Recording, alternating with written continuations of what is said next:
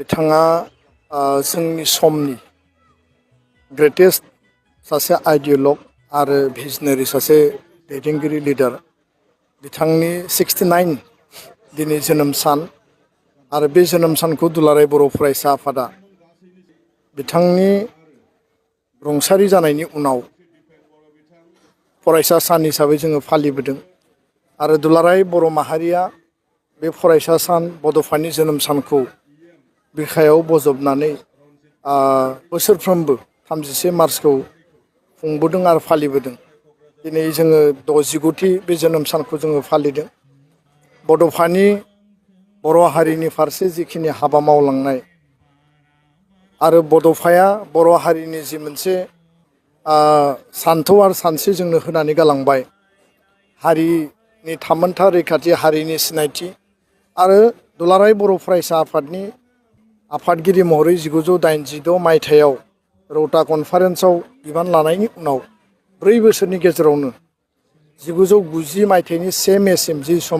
समसिम बड'फाया गोथाङै थांनानै दङमोन। बर' आन्दलन, आलादा रायजोनि आन्दलन आरो बर'नि मोनफ्रोमबो गामि आरो न'खर ओनसोलाव थांनानै भारताव थानाय, बुहुमाव थानाय, आसाम आरो आथिखालनि बड'लेण्डआव थानाय बर'फोरनि मोनफ्रोमबो थावनियाव थांनानै जि मोनसे फोजाखांनायनि जि जातीयताबाद, जातीय चेतना आरो हारिनि थामोन्था रैखाथि आरो सिनायथिनि अस्तित्वनि जे मोनसे थासारि दङमोन, बे मबिलाइजेसननि गेजेरजों दिनै बर' हारिया बुहुमाव जोङो खौसेयै थांना थानो थाखाय साहस, गोहो, बोलो जों मोनबाय। आरो बड'फानि लिभ एन्ड लेट लिभ जि मोनसे पपुलार स्ल'गान दङमोन, बुहुमनि बर'फ्रा खौसे जानांगौ, खौसेनि सोमावसारनायनि गेजेरजों जोङो खौसे जानांगौ, बे जे हाबाफारि बे गोरलै नङामोन आरो जथेस्थ' स्ट्रागोल अबस्ट्राकोल जथेस्थ' लाइफ एन्ड डेथ माने डु अर डाइनि सिटुवेसनाव बड'फाया बै समाव बे दानि सम नङा 1986 मायथाइनिफ्राय 1987 मायथाइयाव आलादा रायजो बड'लेण्डनि दाबि आरो 1990 मायथाइसिम बिथाङा जिखिनि रिभलिउसनारि गणतान्त्रिक सान्तिपुर्ण अहिंसा मोन्थोरजों बिथाङा जे हाबा मावबाय, बे जोंनि थाखाय अरायबो मोनसे सानस्रि आरो सान्थौ आरो बिथांनि जे मोनसे आदर्श, बे आदर्शखौ जों अरायबो दिनै गोसोखां आरो बेखौ गोथाङै जों फोथांनानै लाखिनांगोन। दा बेखायनो बड'फानि बे गोलाव समनि बे हाबा मावनायनि गेजेरजों दुलाराय बर' माहारिया जि मोनसे दिनै आथालाव सफैबाय, बे आथालाव दिनै बड'फाया बेखिनि हाबाफारिखौ मावामोनब्ला बा बड'फा होननाय बेक्तित्वआ जुदि बर' हारियाव जोनोम जायामोनब्ला, सुबुङा जोनोम जायामोनब्ला बर' हारियानि इयुना थारैनो जोंनि मोन्दांथियाव बे मोस्लेर जागौमोन। आरो बिथांनि बे मेंनो रोङै, जिरायनाय गैयै, थाद'नाय गैयै हाबा मावनायनि थाखाय दिनै बर' हारिया मोनसे नङा, मोननै नङा, मोनथाम राजनैतिक आरो संबिधानिक BAC, BTC आरो BTR गणतान्त्रिक आन्दलन, हाथियार आन्दलन, गुबुन गुबुन माने समाव गुबुन गुबुन माने बिथिंजों सोमावसारनायनि गेजेरजों दिनै बर' हारिया बे मोनसे अधिकारखौ दिनै मोनफैबाय। सिगनेटरि आरो बारग' NDB बिथांमोनाबो एकर्डआव साइन खालामदोंमोन।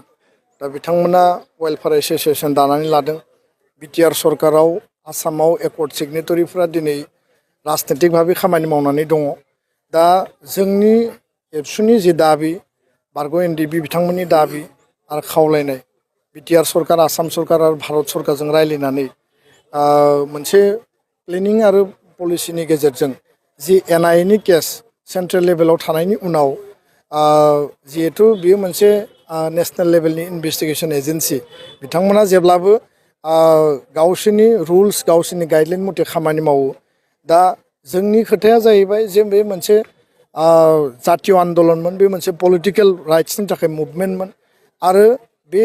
मुभमेन्टनि जिहेथु एग्रिमेन्ट जाबाय, जिहेथु एकर्ड जाबाय, पिस मोनसे एस्टाब्लिशमेन्ट खालामनाय जाबाय, बेयाव कुनु आर्मसनि सिटुवेसन बा थासारिबो गैलिया। दा बेखायनो कुनु कारनाव NIA केस जाबसिननाय आरो NIA नि आधाराव जेलाव दोननायनि कुनु खोथा गैया। बे बाथ्राखौ जोङो जुक्ति होबोदोंमोन आरो जुक्ति होनाय दाबिनाय बायदियै भारत सरकारा NIA नि जेसेबां केस दंमोन माने दिल्लीयाव नेसनेल लेभेलाव, बे केसखौ स्टेट गभर्नमेन्टनो समजायनानै होनायनि थाखाय थांखि लादों आरो स्टेटनो हेन्डअभार खालामनाय लोगो लोगो आसाम सरकारा बा आसामनि जि माने हम एन्ड पलिटिकेल डिपार्टमेन्ट दङ बिथांमोना जोंजों सावरायगोन आरो जोंनि दाबिया बेनो जे एनआइनि केसखौ ड्रप खालामनांगौ उइथड्र खालामनांगौ आरो एनआइनि केसनि आधाराव जायफोरा जेलाव दङ बिथांमोनखौ लांदां अख्राङाव लाबोनांगौ दा बे जोंनि दाबि बायदिनो बे हाबाफारिया सोलिगासिनो दङ अफिसियेलि जोङो खोब खम समनि गेजेराव एनआइनि केसा स्टेटआव फैफिननायनि नटिस बा अर्डारखौ जोङो मोनगोन होननानै जोंहा फोथायनाय दं आसाम सरकारा गासैबो अनुस्थान प्रतिष्ठान जिखिनि इनस्टिटिउसन दं इडुकेसनेल इनस्टिटिउसन थांनाय बोसोरनैनि सिगांनिफ्राय स्टुडेन्ट डे छात्र दिबस हिसाबै इनस्टिटिउसन लेभेलाव फालिनो थाखाय डाइरेक्सन होबोदों आरो देग्लाय बोसोराव कटन मुलुगसोलोंसालियाव जि मुलुगसोलोंसालियाव बड'फाया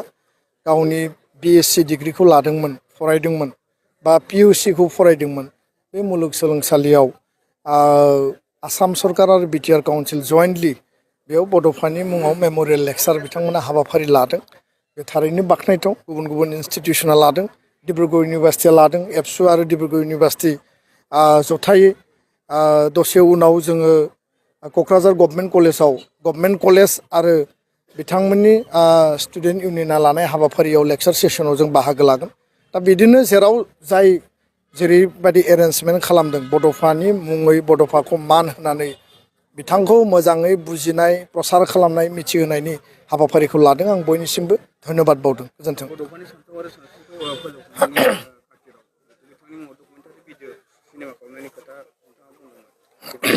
बड'फा उपेन्द्रनाथ ब्रह्मनि मुङै ट्रास्ट आरो एबसु जथायै बानजायनायाव बिथांनि जिउ जारिमिन हिस्ट्रि लाइफ स्केच आरो डकुमेन्टारि बानायनायनि थाखाय थांखि लादों आरो बे हिस्ट्रिया ओंखारोबा बे हिस्ट्रिखौ बिथा खालामनानै सिनेमा बानायनायनि खोथायाबो प्लेनिंआव दङ दा बेखायनो गिबियाव हिस्ट्रिखौ लिरनाय जागोन फुल बे जारिमिन सोरजिनाय जागोन बिनि उनाव बिनि बिथा आधारै सिनेमा बानायनायनि खोथाया